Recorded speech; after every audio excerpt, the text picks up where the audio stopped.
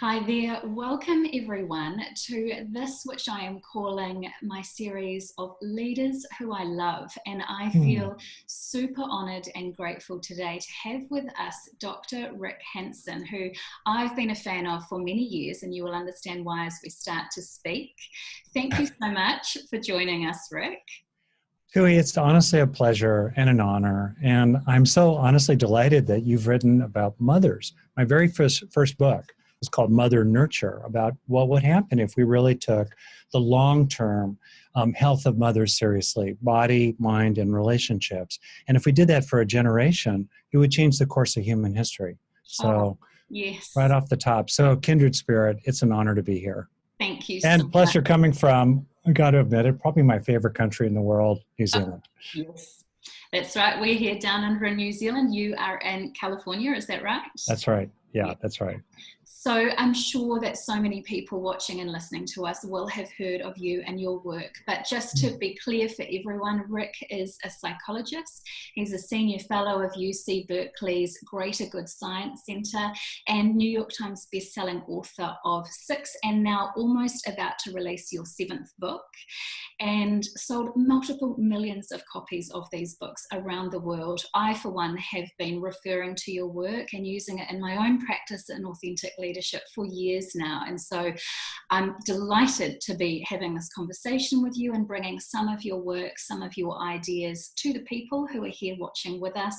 And we are in company now with people from NASA and Google and Oxford and Harvard, and you have spoken at all of these places, and now you're here to speak with us in little old New Zealand. So we really thank you for being here so much. Now, I first came across your work, you mentioned my book. I first came across your work 5 years ago when I was writing my own book, which, as you say, is for mums. My work has evolved now to include all people, but at the time when I was writing that book, you kindly allowed me to reprint one of your quotes, which I wanted to talk about today because I think it's relevant to the time that we're in, and that is, "The brain takes its shape from what the mind rests upon." Yeah. Now, there's so much fear and uncertainty occupying our minds at the moment through COVID-19. So I wanted to ask you, how might this be wiring our brain, and what can we do to rewire it for resilience? Well, you're speaking to, I think, the fundamental question of self-reliance. You know, we want to help the world around us be as good as we can. And meanwhile, we can grow strengths inside ourselves, which enable us to cope better with the world outside and feel better on the inside. So how do we actually do that? And you referred to little old New Zealand. I have a lot of respect for New Zealand, including, for example, the fact that it's not an accident to me that the first person to climb atop Mount Everest was a Kiwi, along with, of course, his Sherpa companion who could have gone first. Two scruffy, good-hearted types of people, right? Kiwis and Sherpas. So I feel very happy to talk about the how of that. And the crux, as you nailed it right to the heart of the matter, is we have a brain that is very good at changing from bad experiences. Stress, anxiety, helplessness, that's its negativity bias. It's like Velcro for bad experiences, but Teflon for good ones. On the other hand, with a little bit of mindful attention, a breath at a time, 5 seconds here, 20 seconds there, multiple times a day, we can rest our attention, resting our mind on some beneficial experience, some natural experience of gratitude or connection or feeling appreciated or gritty determination. As we rest our awareness on that experience and kind of marinate in it, you know, for a breath or longer, we are gradually hardwiring its residues actually into our own brain, so that over time, we move from states to traits.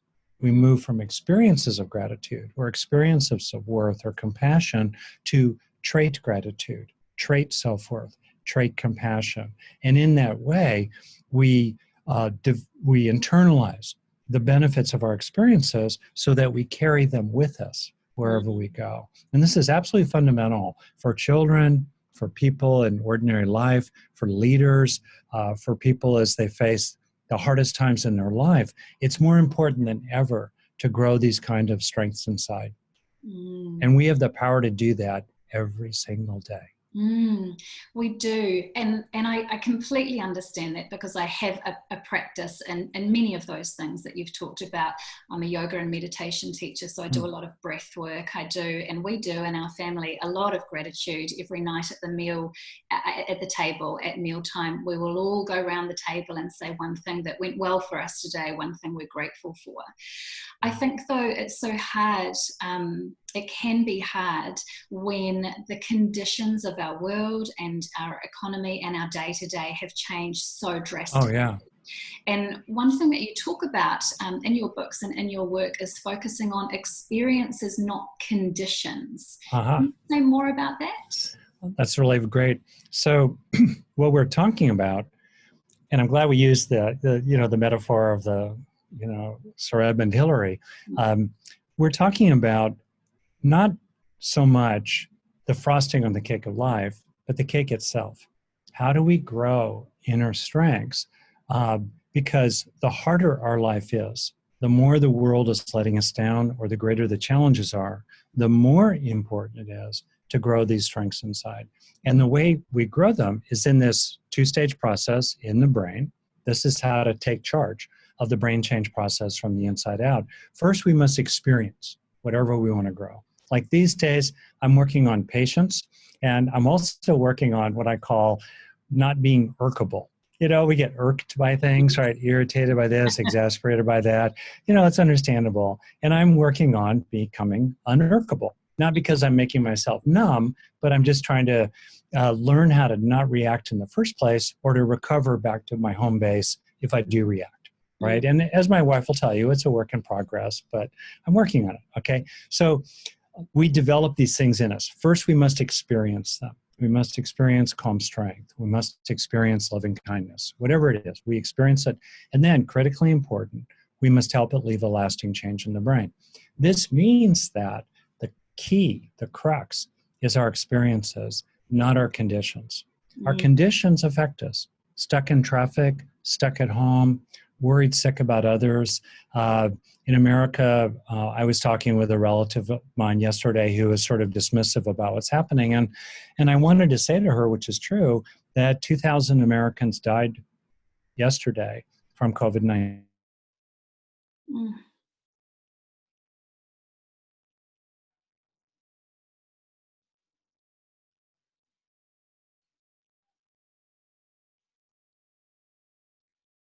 Say that to be true. We can have really, really hard conditions that are slow to change.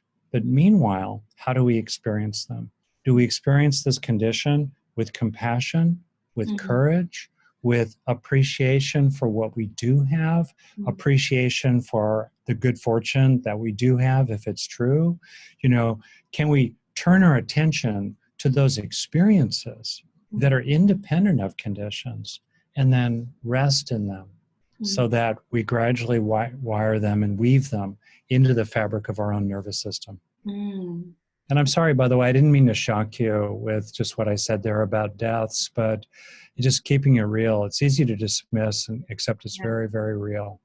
Do you know what happened? I don't know if it happened for you, just literally as you said that, and as I kind of closed my eyes and acknowledged that number, our internet froze, or my internet froze at that point. And I just think, it's little things, whether they are coincidences or synchronicity at work. These are the little things that we can notice. And so sure, my reactive mind could have gone to, oh no, oh my God, the internet's frozen, I'm doing this video record with Rick.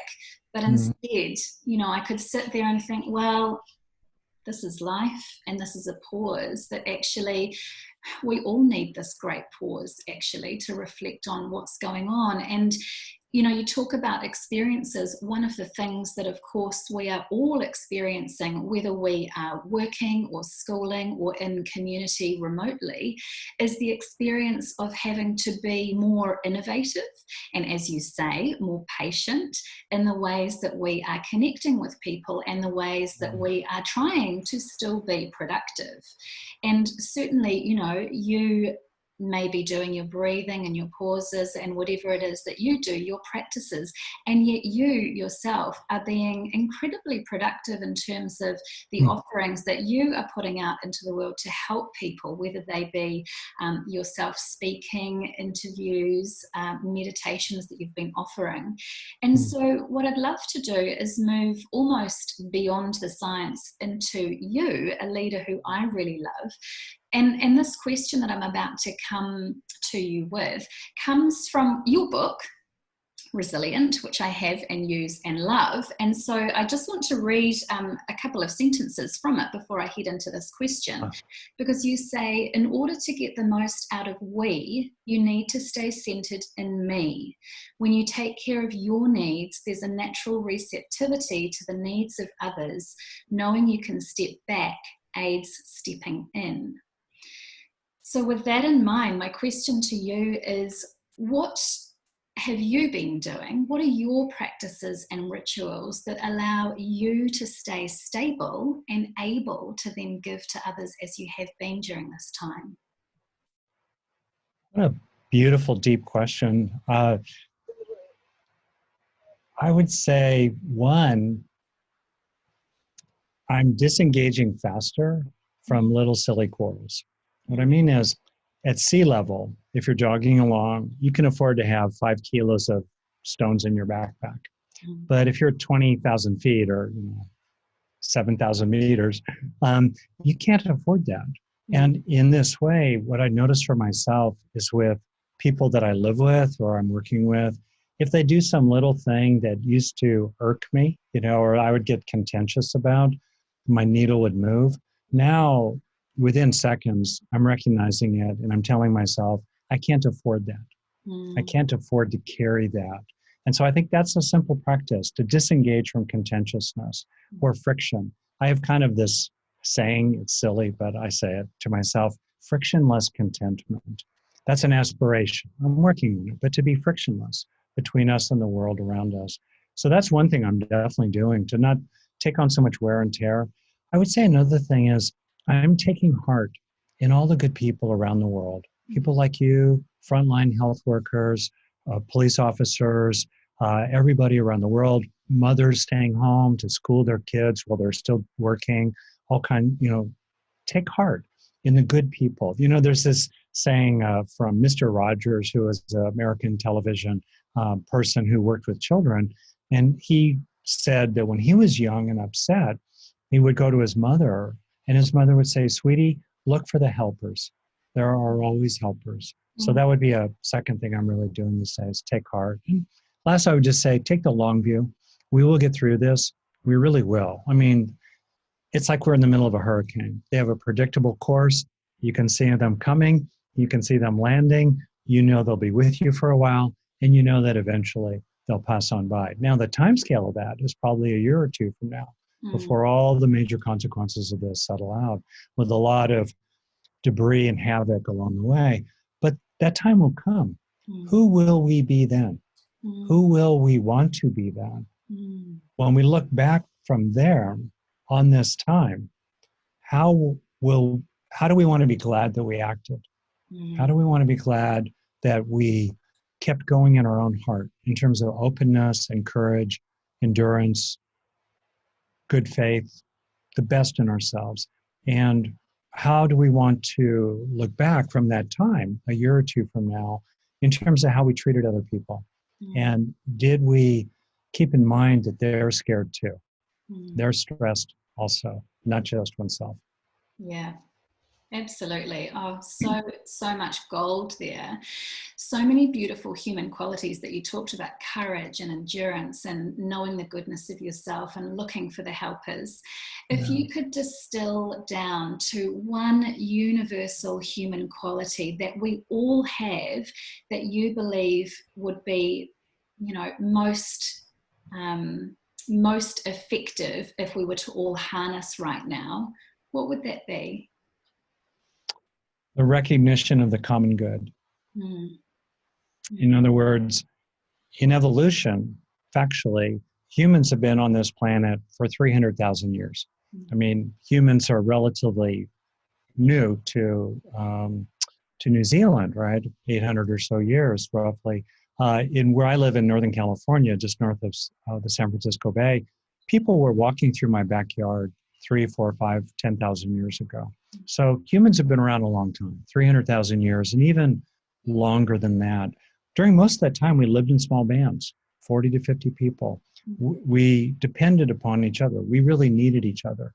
What's happened, I think, recently is that as long as the music was playing and as long as everything was working, we could overlook our fundamental dependence upon each other. And we could get away with, for a while at least, motivated attacks on the common good, the public sphere of various kinds. But when the storm comes and it hits a building that's been hollowed out over the years, even if it looks shiny from the outside, you really see the consequences. You know, you reap the harvest of the seeds you've sown. And I think one of the great lessons of this time is to appreciate in a whole new way the common good. The fact that we depend upon each other, the fact that we need to invest in each other, we need to invest in our public goods, such as the rule of law, civil society, science, journalism, public health sectors, and so forth, and our neighbors, right? We used to know who all our neighbors were. Now I'm embarrassed to say I don't know who all my neighbors are, certainly not by name. And so I think for me, that's one of the real takeaways that I hope will happen, a respect anew for the importance of the common good and a recognition of the ways in which individual security, life and death security, actually depends upon what other people are doing. Absolutely. And great that you've talked about the security factor. I mean, obviously, when we look at Maslow's hierarchy of needs, safety and security is right down there at the bottom. For so many people at the moment, that has been rocked in so many different ways, but particularly for those who, you know, have lost jobs, redundancies, lost businesses, bankruptcy. And whilst we are talking about the common good and being able to depend on your neighbour and the helpers around us, when we are in that kind of a state of where our stability has been rocked, it can be very easy to contract and to you know, protect ourselves in isolation beyond just the structural isolation that we find ourselves in with COVID-19. So I wonder, for those people who are really in darkness right now, whether they have been, you know, thrown into redundancy, bankruptcy, or some kind of rocking state of instability, what would your message to them be?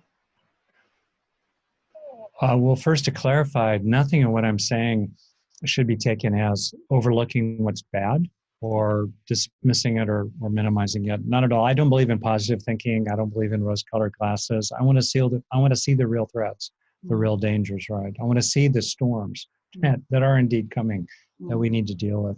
So classically, when things are terrible, what really helps is to slow it down at least a little bit if you can, unless your building is burning right now and you need to run out of it.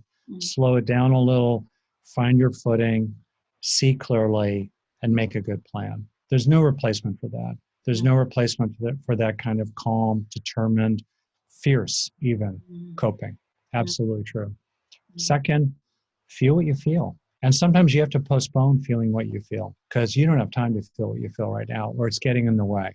But we can't, the brain is not like a flush toilet. It's more like a septic system. This stuff hangs around. And so you have to feel what you feel. It's important to feel it. And we release it by feeling it. We experience it. So it's to honor it. It's to honor the shock. Of course, as a human, I'm going to be scared right now. I'm going to be angry right now. I'm going to be completely stunned. I'm going to be, I don't know what to do right now. I'm going to feel desperate right now. Whatever it is, that's what we feel. And it's okay to include it. And a lot of research shows, as you know well, from mindfulness work, that experiencing things mindfully, observing it with a little bit of distance while still feeling it, and with a sense of spaciousness in which the feeling is occurring, maybe even naming it to ourselves. There's a saying, name it to tame it. You know, name it to ourselves: sadness, anger, shock, dismay, pain, worry. Name it to ourselves. When we do that, It really tends to reduce. Mm. And then a third key, I'll stop at 3, is to recognize what is also true. Mm. What is also true inside your own heart, your goodness. You don't need to be a saint to be a basically good person. You know, the goodness in your heart, the fact that you've gotten through tough times before, all the good that's ever been in your life can never be taken from you by definition. You know, the good that's been can never be taken from you. The people you've loved, the things you've learned, the beautiful experiences you've had, that's real. You can look around and you can take heart in what other people are doing. You can recognize the grass that is still making its way up through the broken city sidewalk. You can, recognize that we are literally breathing stardust right now, oxygen born in the heart of an exploding star. You can see the good that is also true, including the good of possibilities and the good of possibilities for others. There's this lovely saying from the Dalai Lama. He was once asked, so how can you be happy? And he said, well, one way is to be happy that others are happy. And if you can be happy that other people are happy, you can actually always be happy because there's always somebody somewhere who's happy. So even if things are really difficult in one's own life, we can appreciate that those we care about and those who will come, will have opportunities we may not have ourselves today. So these are just among the many ways to do this third thing, to look for what is also true, that we can take refuge in and find inspiration from and gather strength from, even as we deal with the hardest things we've ever dealt with in our life. So beautiful, because it's like that other saying, there are two sides to every coin, isn't there? And I'm sitting alongside a piece of art that we have in our house, and I can't show it to you, but it's a very abstract piece of art which has a dark side and a light side, and every time I look at it, I'm reminded to see the two sides of the coin, the two sides of the story. And I love how you talk about possibilities. And so I'd love to ask one final question from you, which is, given that we, have been thrown quite shockingly into the situation that we are in without much forewarning at all, what did you never consider that now seems possible? Wow. In a good way, right? I mean, wow. That's a wonderful question. As soon as the person you ask it that has to slow down to really reflect, that's probably an indicator that it's a really deep, good question. Well, I would say, wow, that's great. There's so much about it. At the public policy level, I come from America.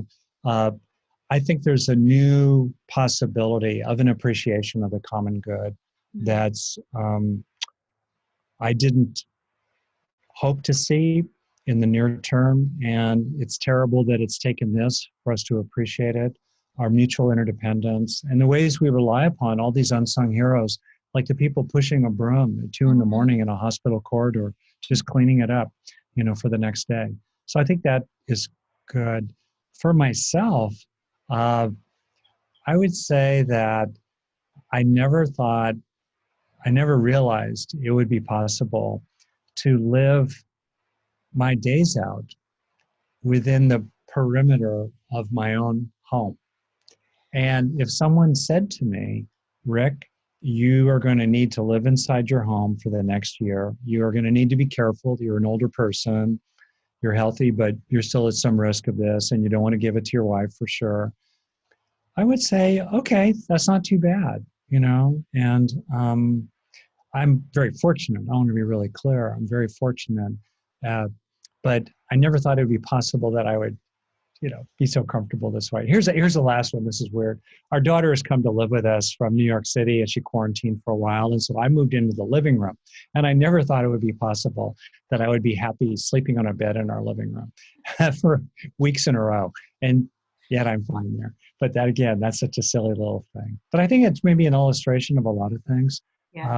We are stronger than we usually take for granted. And it's when we're really tested like this that we realize how strong we actually are, including in lots of little ways. Strength shows up in big ways, as you deal with a crisis, a serious crisis, but it shows up in lots of little ways as well. And I think those little strengths are easy to underestimate, and yet they are the small threads that really knit us together for the long haul of life. Absolutely. And that's why those little moments of pause, as you say, to slow down, take a breath. If the internet doesn't work like it didn't for us for a moment, actually take those moments to pause, to be still, to reflect on the fantastic little wins that you and we all have had every day.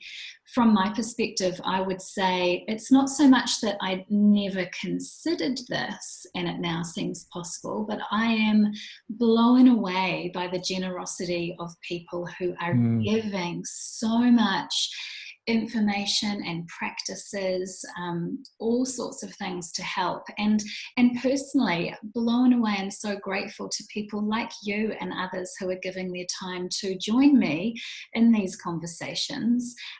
I said at the beginning little old New Zealand, and yet I know full well that we are absolutely part of the world stage.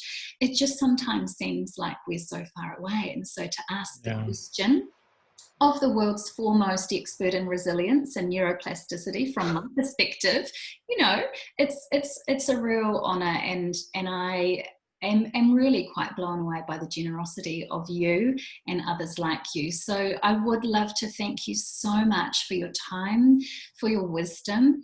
I think you bring all of the science of neuroscience, neuroplasticity, mindfulness to us in such a way that's so easy to understand and so practical to go and enact and to take action. So I've taken a lot out of this today. I hope and I'm sure that those watching will have too. Thank you for all that you bring and for all that you are. Oh, Tuli, thank you. And you're extraordinarily gracious. I really appreciate it. And if there's one thing I, in a way would want to share, it's that no matter how bad it has been or no matter how bad it is, we all have this profound power inside ourselves to grow a little bit every day. And that makes all the difference in the world. And do we take that power that we actually have to learn a little, to heal a little, to get a little wiser, a little stronger, a little less grumpy, a little less irritable, right? Do we grab that power? And I really honor you for being such an exemplar of that yourself. Thank you so much. Thank you for everything. And I look forward to going and sharing this with my children who are in the lounge. They said, "Who are you talking to today, Mum?" We talk a lot about resilience in our house. So they're looking forward to hearing the gems, and I will look forward to sharing this with everyone else. And you have a fantastic day and stay safe and well. You too. Thank you. Thanks so much.